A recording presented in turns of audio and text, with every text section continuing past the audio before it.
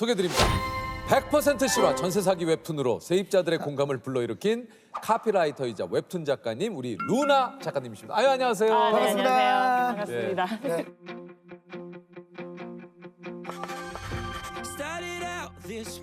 소개를 직접 해주시죠. 네, 저는 17년차 카피라이터이자 루나파크라는 웹툰 콘텐츠 만들고 있는 만화가이자 시 쓰는 루나 홍인혜입니다. 반갑습니다. 아니 근데 나 작가님 이거 TVN의 슬로건 즐거움엔 끝이 없다 이거 작가님이 만드신 거라고. 아, 네. 진짜요? 즐거움엔 끝이 없다. TVN. 네. 이거 작가님 만든 거예요? 아, 제가 썼습니다. 네. 오, 그 실제 주인공. 네. 어디 가서 저도 이제 대표작이라고 떵떵거리고 다닙니다. 그러면은 한 번 쓸 때마다 껌바이건으로 나옵니까? 껌바이건입니까 아니면? 광고 일은 전혀 그렇지 않고요. 저희는 이제 저작권이 저희에게 없어요. 그래서 클라이언트, 저희는 이제 광고주라고 많이 부르는데 이제 그분들께 귀속되기 때문에 저는 뭐 봉급 받고 땡입니다. 네. 아 이거 내가 만든 그쵸. 카피 즐거움엔 끝이 없는데 내 봉급엔 끝이 있네. 네, 명확하게. 이거에 따라 네. 이게 연동이 안 되네. 네. 아주 명확한 끝이 있었죠. 네. 이거 아쉬운데.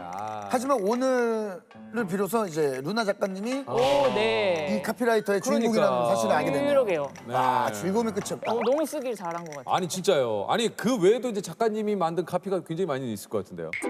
봄에도 집합 공부 겨울에도 집합 공부 첫 단어만 너덜너덜. 좋은 의자는 많은 것을 바꾼다. 의자가 인생을 바꾼다. 뿅뿅뿅 이런 거.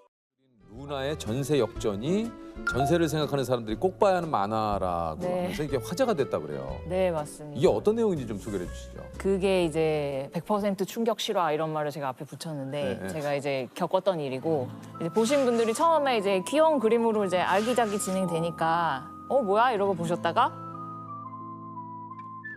뭐야 이거 공포 영화보다 더 무서워 막 이렇게 아니면은 뭐 귀신 하나 안 나오는 남양 특집이다 뭐 이런 얘기 막 하셨거든요. 그래서 그게 어떤 일이었냐면 제가 어떤 집에 전세로 들어갔는데 한 달 만에 압류장이 날아오고 그리고 바로 경매 개시가 되고 그런 일련의 과정을 무려 3년을 제가 오우. 시달렸던. 아니 이게 보통 그 가끔 뉴스에나 뭐 이런 네, 그 맞아요. 프로그램에 네. 나오는 내용이 이런 내용이지 않습니까? 네네네. 저도 뉴스에서만 보던 일을 제가 당한 거죠. 이게 사실 내가 그 당사자가 되면 정말 이거 네, 굉장히 너무 당황스럽잖아요. 충격적이죠. 엄청나게 많이 살펴보고 들어간 집이고 등기부등본이라고 우리가 네. 부동산에서 꼭 확인하는 문서가 있잖아요. 그게 말끔했어요. 거기에 이제 아무런 이 집에는 빚도 없다. 아무것도 없다. 네, 그 융자라고 말하는 선순위 채권이 없다. 네. 이런 말끔한 집이어서 안심을 하고 들어갔는데 등기부등본에 그렇게 돼 있으면 그거 다 된 거 아니에요? 그쵸. 근데 한 달 만에 압류장이 날아와서 저도 평생 이런 걸 받아본 적이 없으니까 이게 왜 날아왔지? 이게 나랑 무슨 상관이야? 내 집 아니니까 그쵸, 이렇게 그쵸. 생각했는데 조금 이제 투소문하고 알아봤더니 이제 그 당시 임대인분이 송사에 얽혀가지고 돈 문제에 누군가가 승소를 해서 이제 우리 집을 건 거죠. 내 돈 내놔. 저는 뭐야 이런 일이 있네? 근데 제가 일단 확정일자도 받고 그 전입신고도 했으니까 선순위였으니까 괜찮겠지? 하고 있었는데 나중에 밝혀진 게 집주인분이 엄청난 고액 체납자였던 거예요, 세금에. 근데 그걸 알게 되면서도 그런 거는 등기부등본에 안 나오죠. 나와요. 네, 등기부등본은 전혀 알려주지 않고요. 근데 체납하셨다는 걸 알게 됐을 때까지도 내가 체납한 게 아니니까. 이게 그렇죠. 아무 상관없다. 네, 별일이 아니겠지?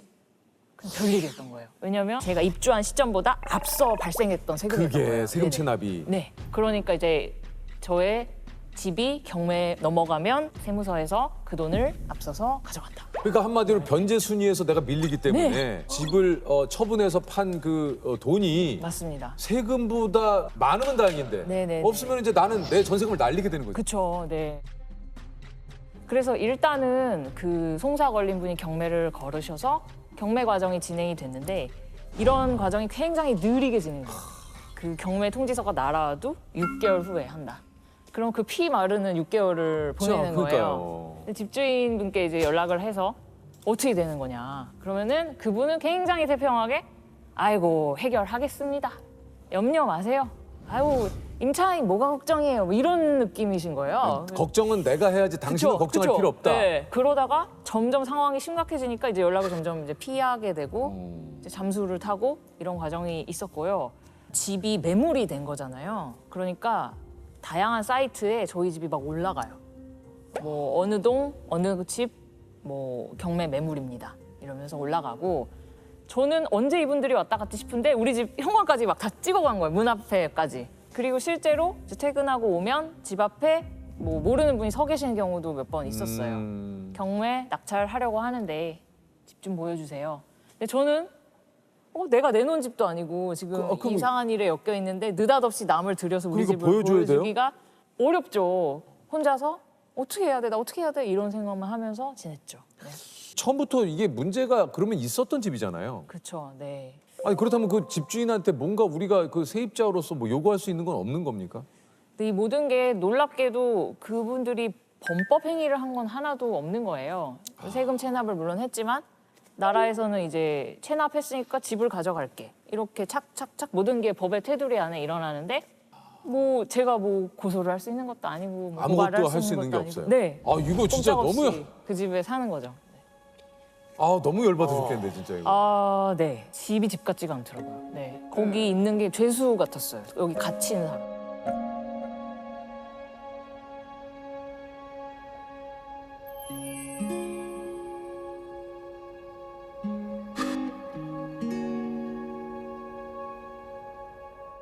그러면 이게 도대체 좀 너무 궁금한 어떻게 해결이 됐습니까? 전세금 받으셨어요? 결과적으로는 이게 너무 오랜 세월을 끌어서 이제 만 3년이 되어가고 있는 시점에서 워낙 고액 체납이었기 때문에 계속 이자가 붙어가지고 점점 늘어나고 있었던 거예요, 체납액이. 그래서 눈덩이처럼 불어나서 나중에는 이제 경매 과정은 계속 홀딩을 막 하고 있었고 나라에서 이거는 더는 못 봐준다.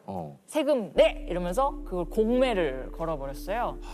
경매와 공매가 비슷하지만 다른데 경매는 이제 개인 간의 송사 때문에 너희 집 팔아서 돈 내놔 이렇게 되면 경매고 나라에서 세금이 너무 많이 체납됐는데 집 팔아서 갚아 이러면 이제 공매.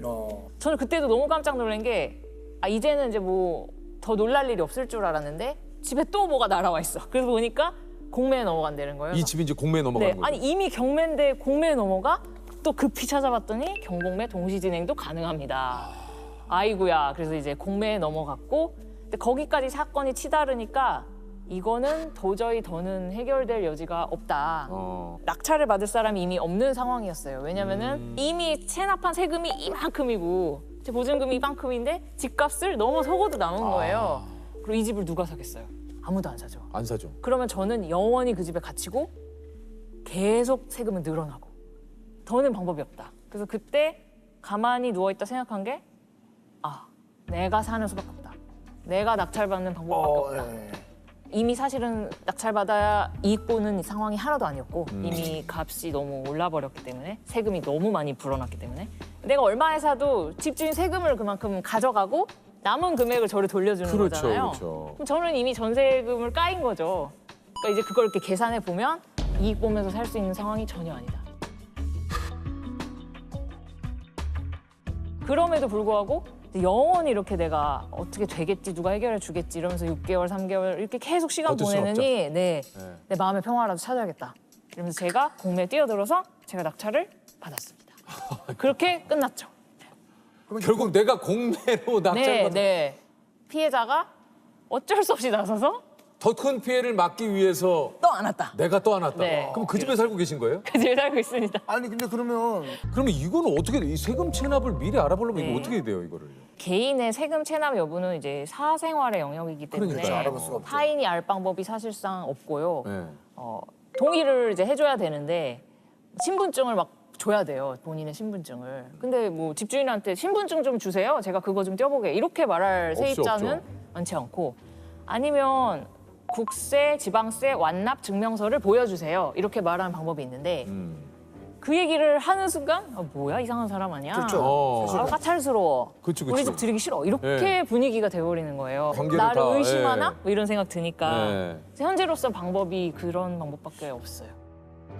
이게 뭐 거의 한 3년이라고 하는데 네. 일상생활이 괜찮으셨습니까? 아 진짜 사실은 박살났다고 말할 수 있는데 이런 고통이 마음 한구석에 있는데 일상이 너무 힘들죠. 너무 힘들죠. 네. 그렇죠. 그럼에도 불구하고 즐거움의 끝이 없다 이런 카피를 거기서 탄생시키죠. 내 상황이 나 지금 진짜 프로시네요. 진짜 아니 진짜 프로 이런 프로가 없으시네. 네. 그때 사실 들었던 생각은 근데 이 일이 내 약간 경제적인 어떤 부분을 흔들고 있잖아요. 경제적인 거 흔드는 것만으로도 열받는데 내 뭐 커리어, 뭐 내 마음, 내 성격, 건강 이런 것까지 해치면 진짜 빡치겠다 이런 생각이 들어가지고 그것만은 지켜야겠다 이런 생각이 들어서 마음을 지키려고 되게 노력을 많이 했어요. 운동도 막 열심히 하고 막 울면서 데드 치고 막 이랬어요 그때. 그리고 그 괴로움을 울면서 대들을 쳤어요. 아 네. 그런 크라잉 데드다, 크라잉 데드. 네 그랬습니다. 이 일을 작년에야 웹툰으로 그린 이유가 있습니까? 네. 나는 그래도 어떻게 탈출했는데 조금 손해 보고라도 이제 어떤 분들은 정보가 부족해서 또는 뻔히 알아야 되는 건데도 우리가 놓칠 때가 있거든요. 그렇죠. 그래서 이거를 손해 보고 해결을 못 하시는 분들도 세상에 있을 텐데 그래 맞아 나 만화 그릴 수 있잖아. 내 만화로 이걸 좀 알려야겠다. 이런 생각이 들어서 루나의 전세 역전 그래서 이제 1화를 팡 올리게 된 거죠. 네.